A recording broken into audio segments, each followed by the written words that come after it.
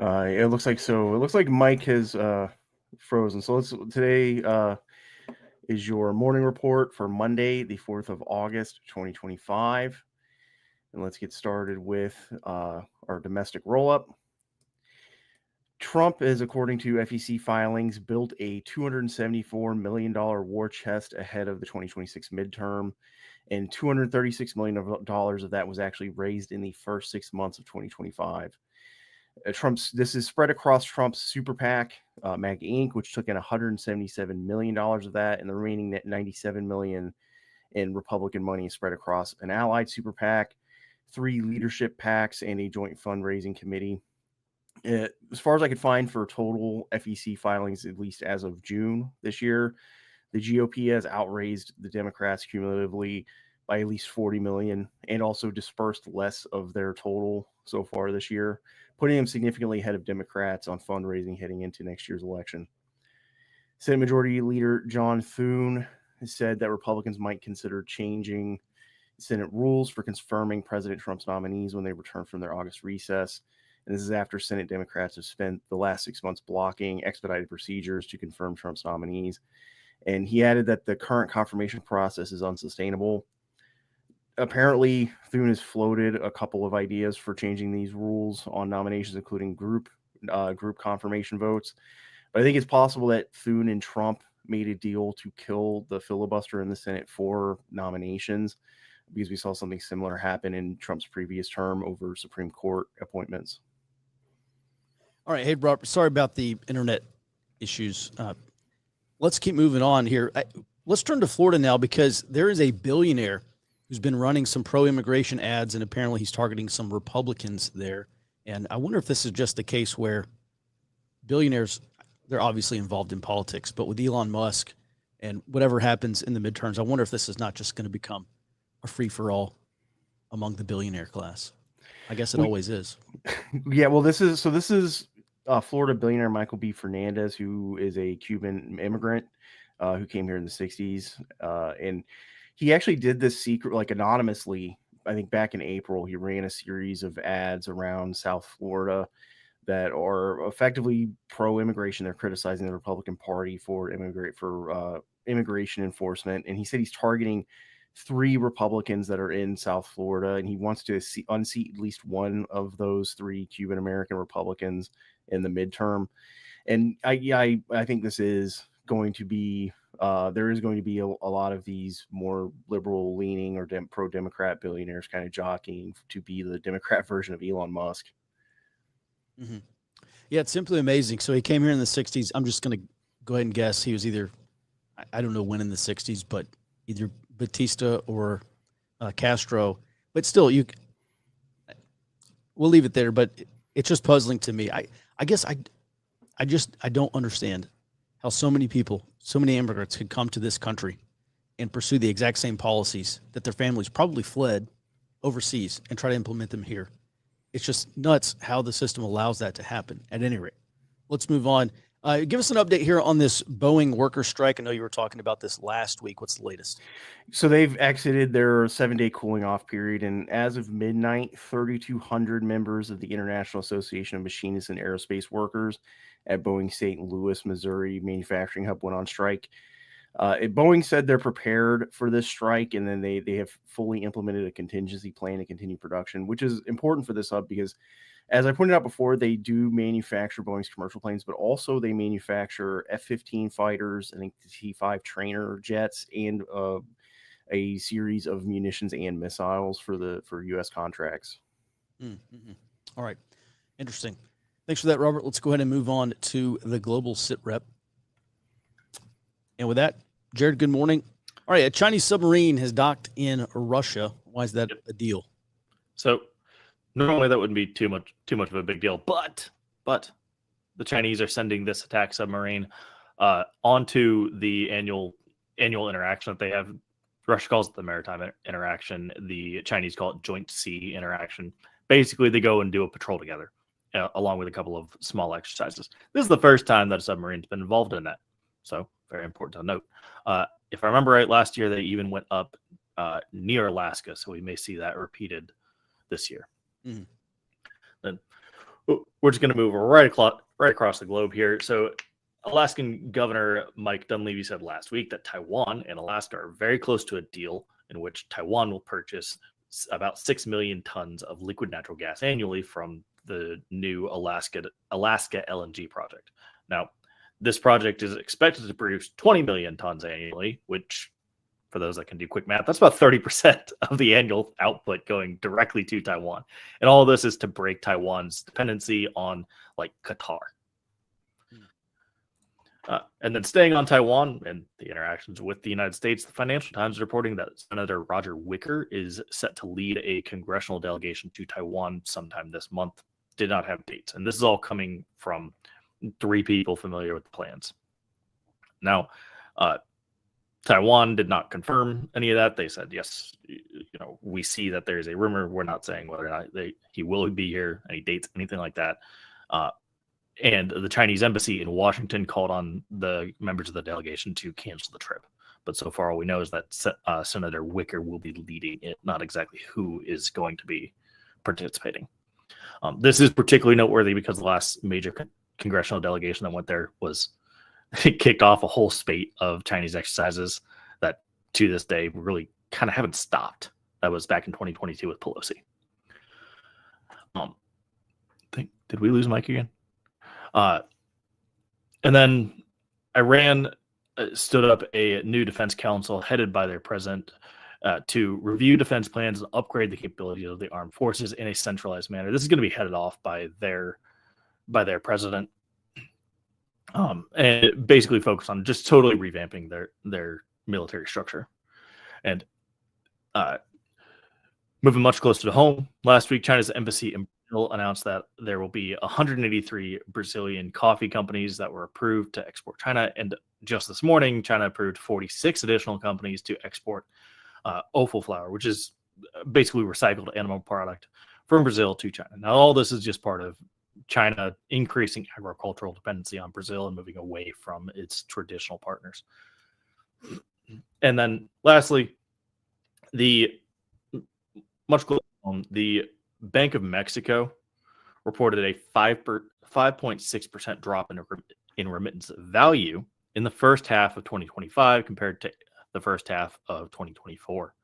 Now, June alone saw an annual reduction of 16.2% reduction in value, and that's total dollars going in, and a 14.3% reduction in the number of transactions from of remittances heading into Mexico. Hey, Jared, I do just want to point out this is extremely important. This is a lot of leverage the Trump administration has over Mexico because, remember, the Mexican economy is on the verge of recession. We did the math a month ago, basically showing that this drop in remittances was pushing Mexico into recession. It's like something like 4.5%, somewhere around there, 4.5% of their GDP. So, pretty incredible amount. If you have a low growth Mexican economy, I mean, even if it's growing at 1 or 2%, and then you have a 50% reduction in remittances, that pushes you into recession right there. All right. Yeah. Anything else to add, Jared? Well, we also covered earlier this year that aside from that decent chunk that remittances make up, Mexico's been just barely skirting the line on a recession anyway. I think they were under 2%, maybe even under 1% at one point, just really skirting the line on whether they're contracting or growing technically. Oh yeah, they barely avoided a technical recession, I think, in Q1 this year. All right. Thanks for that, Jared. And let's go ahead and move on. 42 protests today within the baseline. Let's talk. There's 2 big things that we want to talk about today. Robert, first of all, there was this leaked DHS memo. It was put out by the New Republic, which is a left-wing media outlet. I have probably no reason to doubt the authenticity of this memo.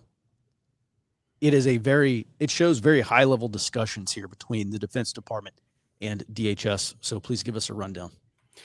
Yeah, so according to this leaked memo, there was a meeting on the 21st of July between some DHS and DoD officials, including DoD Secretary Pete Hegseth, and they were talking about greater cooperation between DHS and DoD on internal immigration enforcement. And they specifically cited greater cooperation in what they called future LA-type operations. And some of the other important attendees of this meeting were the chairman of the Joint Chiefs of Staff, General Dan Kane, U.S. Northern Command General Gregory Gilio, and ICE Director Todd Lyons. Mm-hmm. Yeah, so this is at the very tip top of both of these organizations. Robert, also, apparently this memo was light on actual policy details or actual requirements, and it did apparently cite the sensitive nature of the meeting. It's almost as if maybe they thought this might be leaked or could be leaked. Maybe that's one reason why they don't put specific policies in this specific memo. However, one thing we have seen is under SecDef Pete Hegseth, the Defense Department is extremely willing to provide troops to this domestic mission. That's one of the big things that this memo highlighted, was how important the Homeland Security mission and Homeland Defense mission was. And so that's why you have NORTHCOM roped into this. Robert, I'll just get your take if you have anything on this. But back during the Los Angeles riots, we heard that the ICE operation was going to last for somewhere between 30 to 60 days. National Guard was put on orders. We saw the deployment of Marines there to Los Angeles, and that has since wound down. We've expected for over a month now that other cities will also experience similar surge type operations. It seems like this meeting was to plan for exactly that. And so we're looking at places like Chicago, Seattle, New York, places where there is going to be a lot of opposition and resistance to these quote unquote militarized raids. And it really does look like this meeting was at least getting the ball rolling to coordinate requirements and needs and actual resources that ICE and DHS need from the Defense Department. And, you're tracking this a lot more closely than I have. Have you seen any movement on any of these surge operations? I haven't seen anything specific yet, and that's probably because of how recent this meeting was. But there has been, I think, a base level significant increase in the amount of immigration detainers that have been issued. I think in New York, there was something like 6,000. I think the number was 6,000 detainers issued so far, which is a significant increase over the Biden administration. So I think there's in the background been a significant increase in like the base level of ICE operations in some of these major cities, potentially preparing the battle space, for lack of a better word, ahead of something like what they call the LA type operations. Mm-hmm. All right. So we don't have any dates yet or any firm expectations, other than I fully expect to see more LA style, both operations and protests, and potentially more later this year. All right. Thanks for that, Robert. And let's go ahead and move on and talk about the latest here out of Texas. So let's set this up. What was it, a week ago, 2 weeks ago? President Trump held a phone call with Texas Republicans, and he said, I want you to do a mid-decade redistricting. So redraw the district boundaries, and that will remove 5 Democrat seats, hand them to Republicans, and this is part of a strategy for Trump to keep a GOP majority in the House. If the Republican loses that House majority, a Trump agenda is effectively over for the most part. And plus, the Democrats are going to be able to weaponize. They'll take over the House, House Intelligence, all these extremely powerful House committees. So with that, on Sunday, we saw a bunch of Texas Democrats get on planes, leave the state, because the Texas legislature is trying to achieve a quorum today so they can vote and approve this redistricting plan. And Republicans can't do that if Democrats aren't there, and Democrats aren't there. So last night or yesterday afternoon, maybe sometime, Texas Governor Greg Abbott said that he will simply move to vacate these seats if Democrats don't show back up. So what's the latest? Yeah, and Abbott said he's going to use there's a legal process, and under Texas a law called quo warranto decision. Basically, Abbott doesn't have the unilateral authority to just vacate these seats, but what he can do, according to this Texas Attorney General memo that he's citing, is go to a Texas state court, sue each of these Democratic lawmakers in a state Texas court in their district, and get a decision, a ruling that they have abandoned their seats. And this is important for two reasons. One, then Governor Greg Abbott can call special elections to refill the seats. But two, that does not count against the quorum for the state house. So if he were to successfully get those rulings, the Republicans would effectively have complete control of the Texas State House and not have to worry about Democrats breaking a quorum. Now, looking at the larger picture here, I think it's pretty safe to say that the national level Democrats and the state Democrats, not just in Texas, but in other states, are coordinating on this.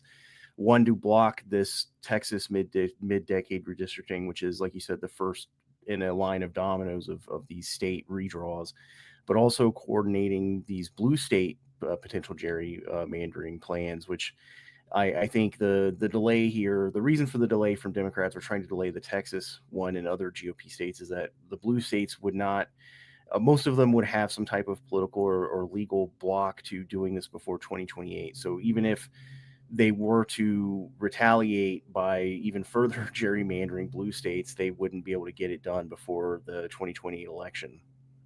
Mm-hmm. All right, a couple things there.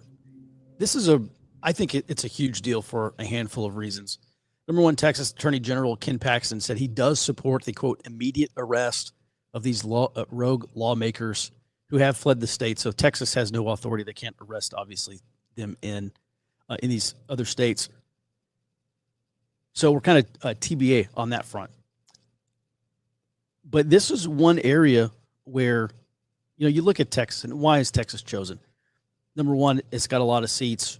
5 seats could be the difference in the House majority. I guess what was the GOP House majority after the 2024 election? This was very narrow. Because 8, and that 3 of those are non-voting delegates. Mm-hmm. Okay, so effectively 5. Okay. So in Texas, I think there will be a problem getting these judges to actually vacate these seats, because this has happened before, and it just following Texas news, it's pretty rare, basically unheard of, for anyone in the Texas legislature to have their seat vacated for doing something like this. That's the first thing. It's not clear to me that these judges are actually going to approve it, but if they do, it will almost certainly be along partisan lines.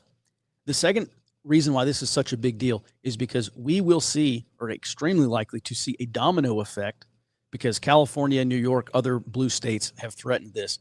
Robert, it occurs to me that if Texas can make this happen prior to the 2026 midterms, and maybe this goes to the Supreme Court, who knows? It seems like it will. That's going to take a while. Robert, let's just stop right there for a second. If it does go to the Supreme Court, it sure seems unlikely that this is going to affect the 2026 midterms. I don't expect the Supreme Court is going to be able to rule on this in time. Is that your expectation? Yeah, because I think the filing deadline for the 2026 election is December this year, and if this were to result in a lawsuit that went to the Supreme Court, it would, I don't think, get even a hearing before then. Okay, so best case scenario for Texas Republicans is the Supreme Court, they would issue a stay, and they would say, well, we're going to allow this to continue prior to hearing it. We're not going to stop it until we hear it. Yeah, and I don't think that's unprecedented. I think some other states that, like Ohio, some other states have had issues with district maps, ahead of elections, and they've been allowed to use those maps before a decision was finally used. I think Ohio is one of those states. Mm-hmm. All right, so one way that I can see this playing out, obviously, is Texas does it. It actually does affect the 26 midterms. And then you have a whole bunch of blue states follow up and try to change this for 28. And who knows what it does to the makeup for 28. But Robert, something that you told me earlier is that if every red state gerrymandered and every blue state gerrymandered, who would come out on top? Which party? So from what I understand, there's an elections expert that I follow, and he said he crunched the numbers, and if every red state and every blue state did this extreme partisan gerrymandering, Republicans would actually start out ahead by at least 1 seat in the 2026 or 2028 election. So basically, at the end of this, if every state did this, Republicans would still come out on top. Mm-hmm. All right, that's interesting.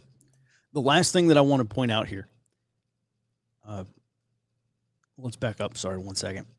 If every state does this, just to remind you, this is how the Irish Troubles kicked off back in the late 1960s. And I've mentioned this several times, but it's very important. You have a minority Protestant in Derry, Northern Ireland. It's a majority Catholic town, but the minority Protestants locked out the majority Catholics from power. And that kicked off this whole, they called it a civil rights campaign, and that eventually led to armed conflict, low-intensity conflict. You want to call it terrorism, you want to call it proto-insurgency, guerrilla-style warfare, whatever you want to call it. But that's exactly what happened in Northern Ireland. So I think we'll see protests here. Democrats are not I would say the Democrat base is not powerful politically, but they are politically significant. And so I think protests and, maybe more actually could happen here in Texas. And then the last thing I want to talk about is, let me go back to Joshua Steinman. He's a former Trump senior National Security Council member. And he talked about game theoretic defection. And he was talking about this in the context of general elections. And when you change the rules of a general election, like we saw in 2020 for mail-in ballots, in game theory, you only have a game when there are, let's say, 2 players.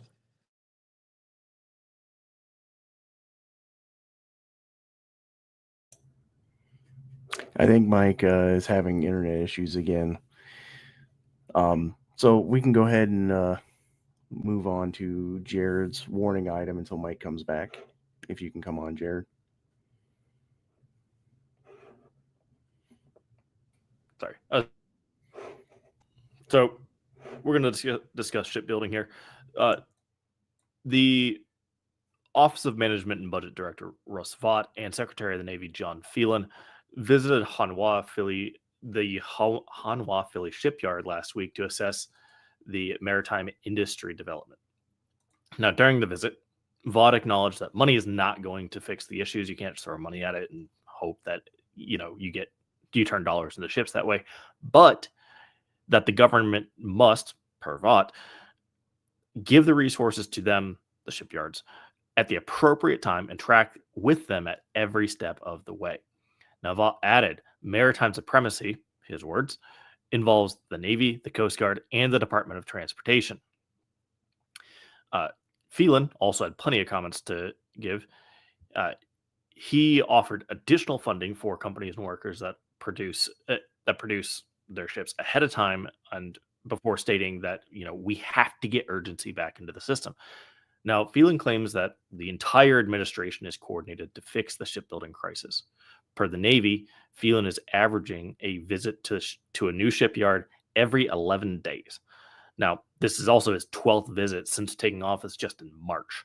So he is taking it quite seriously. And we have Mike back on the show. Yeah, go ahead, Jared. Yeah, I'm sorry, guys. My internet keeps dropping out. I will murder the person responsible. So, Jared, please do continue. Absolutely. So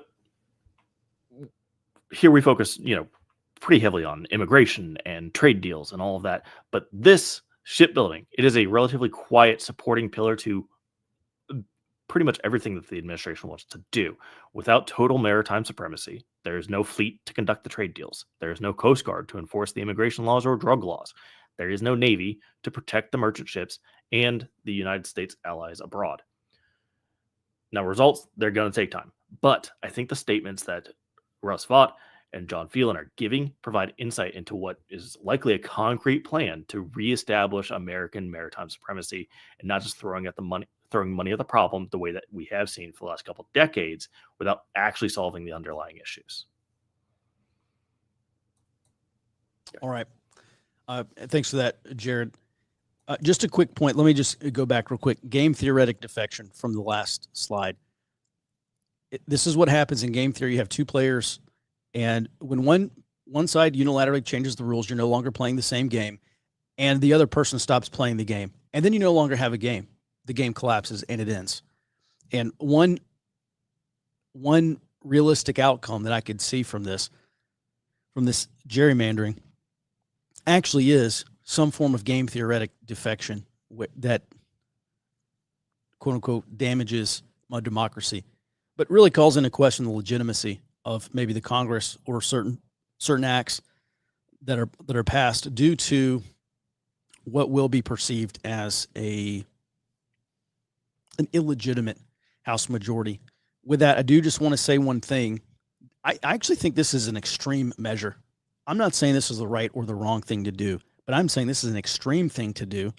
However, it is in response to another extreme thing that has been done, which is limitless mass immigration, which has padded the numbers of Democrat representation. And it's not just given them greater representation, it's actually reduced your representation. It's reduced your voting power, and it is reduced your franchise in this whole thing that we call, quote unquote, my democracy. We all know it's a republic, kind of. So with that, I really, on the McDonald's Wi-Fi, I really am concerned about this.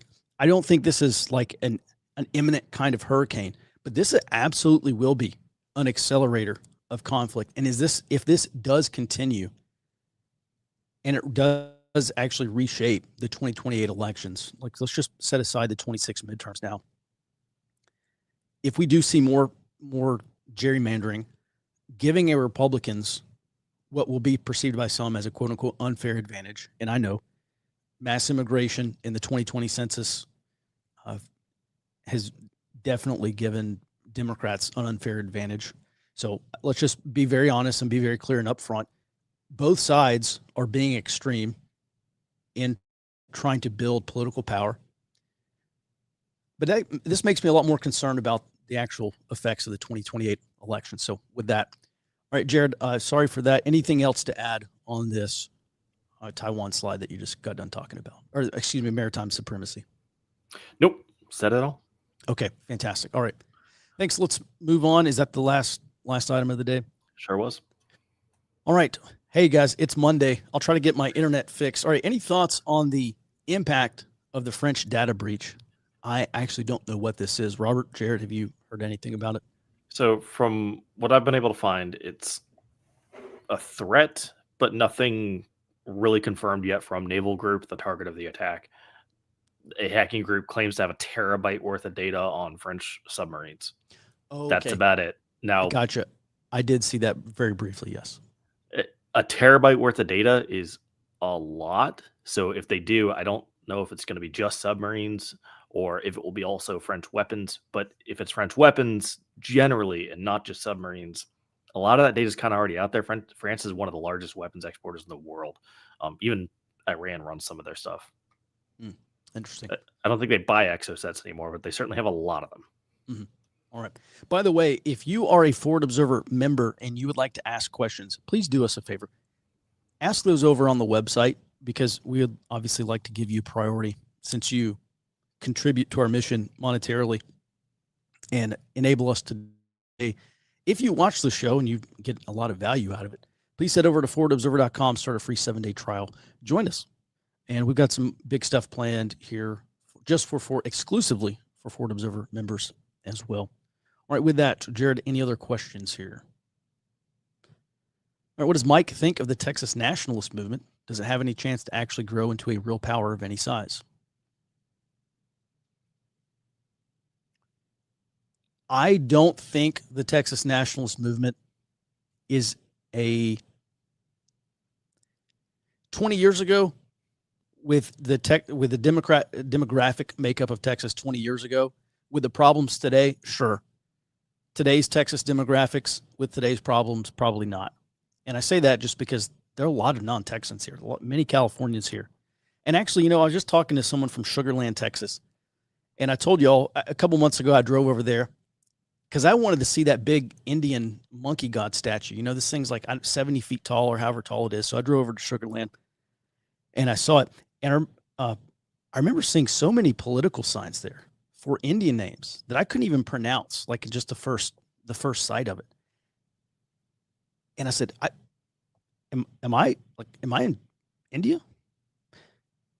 It was bizarre. I mean, absolutely bizarre. At any rate, I was talking to this lady from Sugar Land the other day. She said, yeah, Indians make up the majority.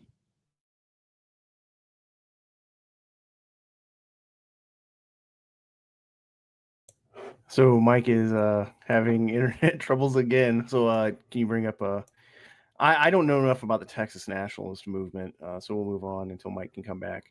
Yep. From Frozen Nomad, given much of South Central Alaska faces a looming natural gas supply crunch from aging fields in Cook Inlet, does the LNG project mention this natural gas will also supply the Alaska domestic market? Yes, that's literally the second sentence on the homepage for their website is we're going to sell it and it's going to provide for in-state distribution. So it is actually addressing internal matters as well. All right. Well, I think that we'll one more question. What's your opinion on the Supreme Court plans to hear possibly in race-based districting? I think it's talking about the coming decision on the Voting Rights Act, Section 2. That would also, I think, put Democrats at a major disadvantage, especially in red states in the South, and net Republicans some more seats. All right. Well, that will do it for our report for today. We'll be back with you tomorrow at 08 Central. Be safe and stay out front.